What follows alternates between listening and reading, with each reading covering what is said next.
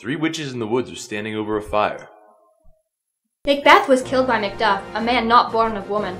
The great Birnam Wood came to Dunstane to defeat Macbeth. And now Malcolm is the ruler of Scotland. All hail Malcolm, all hail King of Scotland. Cut to Macduff and Malcolm in a castle talking. Thank thee again, Macduff, for saving our kingdom from that traitor, Macbeth. Fly, my lord, fly upon him! Macbeth has murdered my family. 'Twas my duty to take vengeance upon him and place his head upon a pole. He has ended the lives of many honorable men. He has stabbed my father to death cold-blooded and brutal, then put blame on the guards for the awful attack. He had sent murderers to slaughter thy wife and children, hoping to cause you much distress, so that you could be a threat no longer, although you had proved him wrong, and sent assassins after his true and loyal friend Banquo as he was riding with his son through the great Birnam Wood. Banquo was stabbed to death after his suspicions of Macbeth grew. Luckily, his son Fleance had managed to flee into the night and was forced to hide out in the wood. Luckily, a family took him in and nursed him back to health. He came to Dunstane shortly after hearing of Macbeth's defeat, and is now safe with my brother, Donalbain.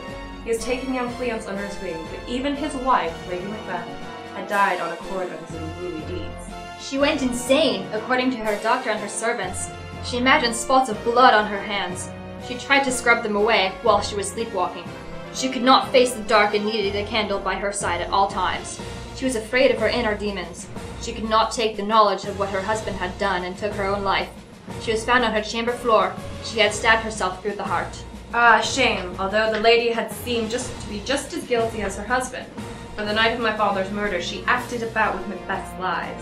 To me, that wench was just a monster as a husband, those villainous fools. Either way, both Macbeth and his lady will be punished in the pits of hell, where those guilty of such repulsive sins belong. It is now my duty to restore peace throughout my kingdom, like my father did before he was murdered.